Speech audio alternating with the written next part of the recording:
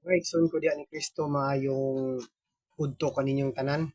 So karon maigsoon aduna na pud kita ipambit o isang yaw mahitungod kini sa pulong sa Dios. So karon maigsoon ato ang diskutan about aning tithes or ikapulo maigsoon no. So 10%. So kay nasayod kita maigsoon no, na adunay mga pipila ka mga pinalangga na to nga dili katoliko nagakolekta niini maigsoon no, o nagabuhat lang gyapon niini. Samantala maigsoon no, ang ilang ginagamit nga sitas diya sa Malakias kapitulo 3 bersikulo 10 nga. So atong basahon mga igsoon no para makita no nga o mabasa usab ninyo no. So Malakias 3 Jes, mention no nga nagaingon din dada ang tibok nga ikapulo ngadto sa templo aron adunay pagkaon didto. Sulayi ako og makita ninyo nga ablian ko ang mga bintana sa langit ug gibubo ko kaninyo sa madagayaon gayud nga panalangin. So mo na mention no ang ilang ginagamit. So kini mention do ang atong mga kaigsuonan nga mga ang ilang kamimbrohan so ma nagahatag gayud niya na mention no tungod kay kung dili pagyud daw kahatag mga igsuon so nga matungluhon pa gyud ka magsuno kung dili ka kahatag nangawat pa gyud ka sa panudlanan sa Dios. So ang ilang ginagamit usab din na magsuno so dala pang hadlok na ilang style magsuno. So di na mao lang gyapon magsuno ang ilang ginagamit nga kuan diha gyapon sa Malakay 3:10 at 3 bersikulo 8 ug 9 so ato lang iatras magsuno nga kung dili daw kahatag so mao ni ang mahitabo sa ilang ka mga membro. So mo nang mapugos og hatag magsuno. So nga naging mangutana ako, matarong ba sa usa ka tawo nga pagtikas sa Dios dili apan titikasan ako ninyo sa unang paagi, sa unsang paagi, sa mga ikapulo ug mga halad gitunglo kamong tanan kay ang tibuok nasod na nanikas ka nako. So gitunglo daw magsuno og nangawat o nanikas sa Dios mo na nga tunglohon magsuno. So posible nga mo na ingon pa nga tunglohon ka nga magwait ka, tunglohon ka nga mga matay ka tungod kay dili ka makahatag sa ikapulo. So mo na ang ginagamit nila magsuno. So ang mga membro taon sus mo na mapugos yun taon og hatag siyang bisa pag muna-muna na migsuno mo na nga nagahatag yun sila ni ana. So mga igsoon aron masayod kita no. Kana nga balaod migsuno mo kana sa old covenant uno ka mosaiklo kang Moises pa na nga balaod no.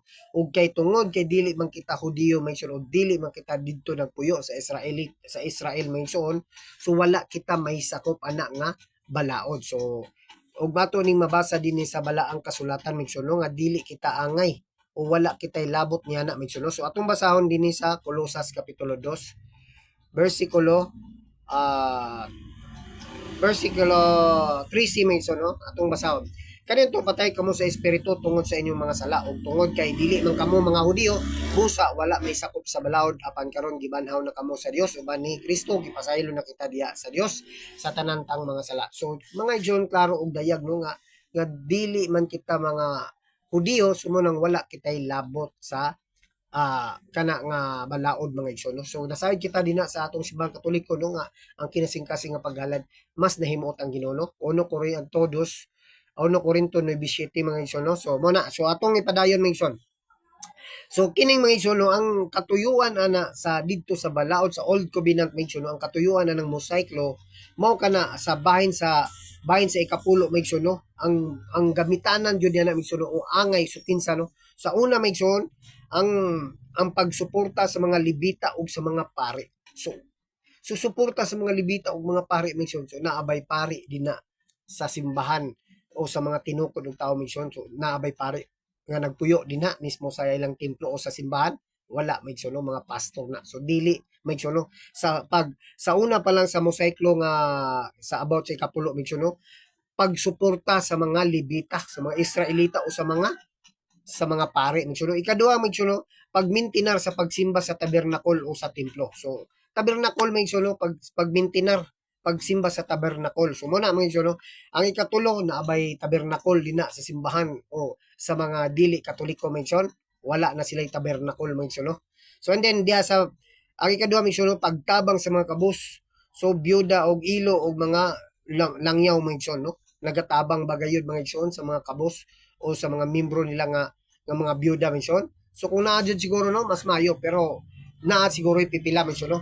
So ikaw pat mga igsoon pag ila nga ang tanang panalangin gikan sa Dios okay na mention no ang pagtabang sa mga nanginanglan sa sulod sa nasod sa Israel. So ang ila bang kita mention sa ikapulo ila bang naghatag ba sila dito sa Israel mention o sa nasod dito mention. So wala no gisarili na mga igsoon no. So ato ipadayon igsoon. So katong tabernacle atong pagahisgutan no kung aduna ba sila tabernacle dina sa mga simbahan o sa mga tinukod lang tao misyon no. So atong basa misyon no. Ang tabernacle misyon aduna kani tulo ka nga bahin mga igsoon no.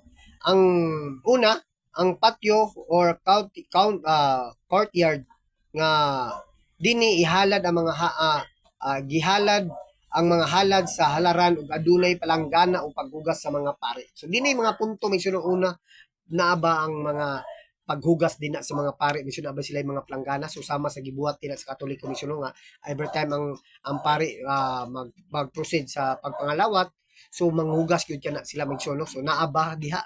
So muna misyon no? Wala ang ikaduha nga punto misyon o ang balaang dapit o holy place dinhi gipahimutang ang kandilero, lamisa sa tinapay sa presensya sa Dios ug halaran sa insinso. So naaba diha sa sacrificial table may suno naaba sila'y kandila diha duha nga nagaingon din na sama sa atong simbahan mga suno kanang sacrificial table ug naa din na ang atong presensya sa Dios kang manang ostiyas o atong ginakalawat may suno na kanang tinapay sa presensya sa Dios. So mo na ano ug ang insinso naaba sila insinso diha migson every time nga magkasaulugan sila sa ilang pagsimba migson. So wala migson no. So ang nagabuhat ana ang simbahang Katoliko. Ay katulo nga bahin mga igsoon no. Ang labing balaang dapit o the most holy place of the holy of holies mga igsoon no. Dini ibutang ang arka sa kasabutan o ang labing pari. So ang labang pari na makasaulog lamang sa usa ka bisis matag tuig sa adlaw nga pagsaylo sa sala. So mga igsoon, so naabay mga gibutang ba diya naabay arka o ark sa kasubutan o tabernacle magson naaba sila wala magson no dina gyapon diha sa Katoliko ang naay mga butanganan sa ostias o mo kana ang presensya sa Dios o kang lawas ni Jesucristo magson no so mo na magson no so kanang tabernacle magson no mao kana ang ato ang Ginoong Jesucristo na dili na sa daang tugon to magson no so sa ato ang sa New Testament so ato nang mapamatud-an nga diha sa New Testament mapamatud-an nato na nga kanang Ark of the Covenant or sa kasabutan kasulatan sa kasabutan mission mauna kana ang ato ang Ginoong Jesucristo no kamo na atong ostias o kalawat mission no so atong mapamatud-an na dinhi sa Biblia mission no so atong basahon dinhi sa Hebreo kapitulo 9 versikulo 11 ug 12 mission no so nga nagaingon di apan miabot si Kristo ingon nga pangulong pare sa mga maayong butang nga ania na dinhi masalandon og masingpit nga tulda nga iyang gialagaran kay dili kini binuhat sa mga tao sa atupad dili tipik nining kalibutana. So sa 12 misulod si Kristo sa labing balaan nga dapit makausa lang og alang sa tanang panahon wala kay makausa lang magsuno ang iyang sakripisyon ug alang kana sa tanang panahon no. Wala siya magdala sa dugo ug sa mga kanding ug sa mga nating baka o ihalad ang iyang gihalad mao ang iyang kaugalingong dugo o kaugalingong dugo gihatag niya kini aniya sa kaluwasan sa nga walay katapusan. So mo na migson no. So didto sa daang tugon migson no katong matag usa ka tuig kaisa ra mo adto ang labang pangulong pare sa musulod dito sa tabernacle migson. So apan dinhi sa New Testament ang pag-abot ni Ginoong Jesucristo kanang tabernacle o kanang Ark of the Covenant mention mao na si Jesucristo mention no. So sama dinhi sa New Testament mention no ang pagsakripisyo ni Jesucristo kausa lamang usa tanang panahon mention. So mao na bitaw ang atong ang pagsulod diya na o pag-abri sa tabernacle o diya sa lawas dugo ni Kristo ang pagkuha dinha sa kaparian mention no. Matag adlaw mention no kay ato usang mabasa dinhi mention no nga tanang panahon usab mention no dili gyapon sa Hebreo kapitulo 10 versikulo 11 hangtod 14 mga igsoon no. Sa atong basahon mga igsoon para masabtan. O 11 ang punto dinhi mga igsoon ang 11 mo ning sa kaniadto mga igsoon no sa daang tugod and 12 diha na tumasayran. So atong basahon adlaw-adlaw ang matagpari ang matagpari sa mga Hudiyo nagbuhat sa relihiyosong tulumanon nagsubli-subli paghalad sa samang sakripisyo apan kining mga sakripisyo dili gayud makawagtang sa mga sala. And then pagabot sa tuang Ginoong Kristo magson no sa 12 magson no. Apan si Kristo naghalad sa usa ka sakripisyo alang sa mga sala. Kining sakripisyo ay epektibo hangtod sa nagayod sa kahangturan ug unya mulingkod siya sa tuo sa Dios. So, ang sakripisyo magson no hangtod sa kahangturan. So mao bitaw every time nga nagkonsigar ang atuang kaparian magson no taga-adlaw gyud na sila adunay pagpapapa sa mga sala mensuno kay ang mukaon sa lawas ug dugo ni Kristo makabaton magkinabuhing walay katapusan mensuno.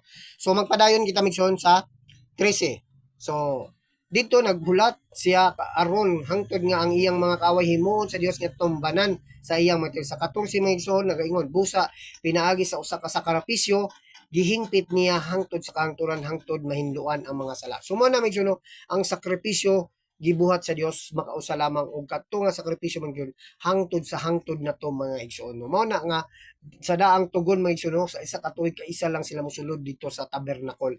Apan pagabot sa atuang Ginoong Kristo sa New Testament sumuna nga ang atuang pagpapa sa mga sala o pagpangalawat sa lawas mismo sa dugo ni Kristo matag adlaw na misulod diha na napatigayon kana nga every time nga magmisa migsuno so taga adlaw na ang ato sa atuang simbahang Katoliko migsuno.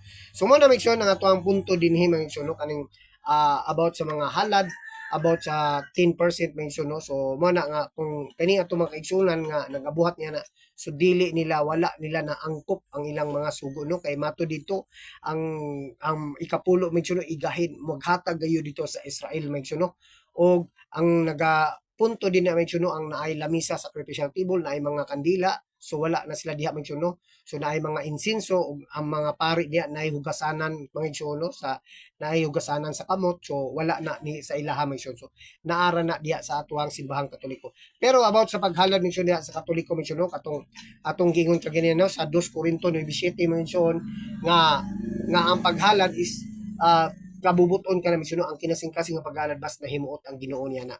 Apan mention kung ato pong sayron mention ang 15 gihatag katungod sa pagkolekta ng ikapulo ang mga pari mga igsoon sumala din na sa Isayas. So makita man nato diya mention Isayas kapitulo 60 61 bersikulo 6 mention ang dapat mukuha na ang mga pari. Apan wala na gibuhat mention kay sa bagong tugon mga igsoon ang kinasing-kasing na do katong daang tugon medyo mao to ang Mosaic Law o alang kalang kato dito sa mga Hudiyo mention no. So mao lang kato mention no nang hinaut kita nga unta aduna kamoy gamayng pagtulunan na nakatunan may tungod sa pulong sa Dios ug pagtulunan isip Katoliko mention. So subliyon ko pag-usab mayong udto kaning tanan og dalaygon ng Dios. God bless.